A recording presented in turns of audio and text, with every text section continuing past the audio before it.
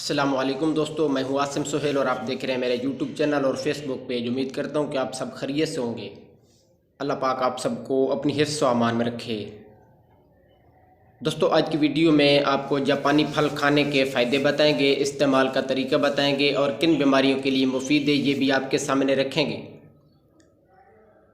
تو پہلے جلدی سے ہمارے اس چینل کو سبسکرائب کر دیں اور ساتھ میں دیے گئے بیل آئیکن کے بٹن کو بھی ضرور پریس کر دیجئے گا۔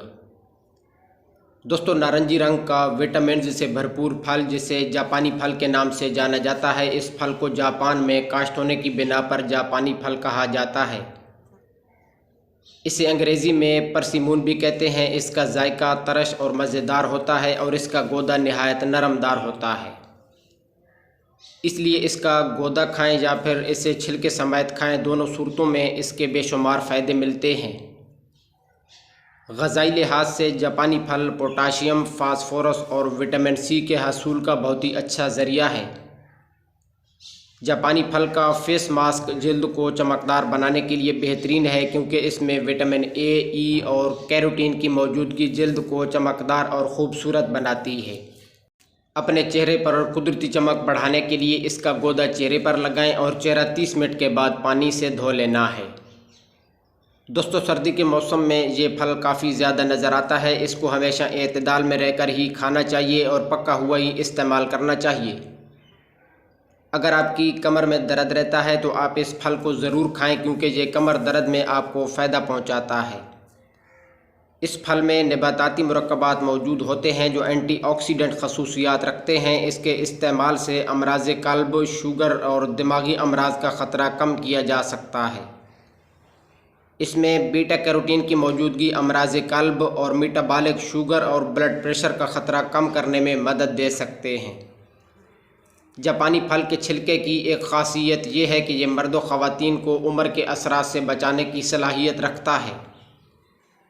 اس میں فاسفورس اور کیلشیم جیسے منرلز اور وٹامن اے اور سی شامل ہوتے ہیں، اور یہ پھل وزن کم کرنے والے افراد کے لیے بھی بے حد مفید ہے، کیونکہ 128 گرام کے اس جاپانی پھل میں 31 گرام کاربوہائیڈریٹ موجود ہوتے ہیں۔ یہ وزن کم کرنے والے افراد کے لیے ایک اچھا آپشن ہے، جس سے منرلز اور وٹامن کی ضرورت پوری ہو جاتی ہے، جبکہ اس میں فیٹ کی مقدار نہ ہونے کے برابر ہوتی ہے۔ اس کے چھلکے میں موجود فائٹو کیمیکل جلد پر ہونے والی بڑھتی عمر کے اثرات سے بچاتا ہے، جبکہ اس میں موجود فائبرز ہاضمہ بہتر بناتے ہیں۔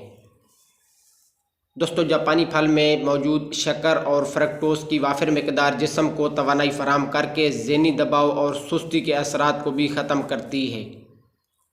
تو اس کا مطلب یہ ہے کہ وہ طالب علم جو کہتے ہیں کہ سستی زیادہ رہتی ہے اور پڑھائی کے لیے جب بھی کتاب کھولیں تو اسی وقت سستی طاری ہو جاتی ہے، ان کو لازمی طور پر جاپانی پھل کھانا چاہیے۔ اسی طرح کھیل کود اور جسمانی سرگرمیوں میں حصہ لینے والے لوگوں اور بچوں کے لیے بھی یہ ایک بہترین پھل ہے۔ اس کے علاوہ بڑی آنت اور چھوٹی آنت کے ورم میں بھی کارآمد ہے، گلے کی سوزش اور خراش میں بھی بے حد مفید ہے۔ یہ معدے اور نظام انہضام کی خرابیوں کو بھی ٹھیک کرتا ہے۔ اس کے علاوہ پیشاب آور ہونے کی وجہ سے یہ پانی کی شکایت کو دور کرتا ہے اور پیشاب کی مقدار کو بڑھاتا ہے۔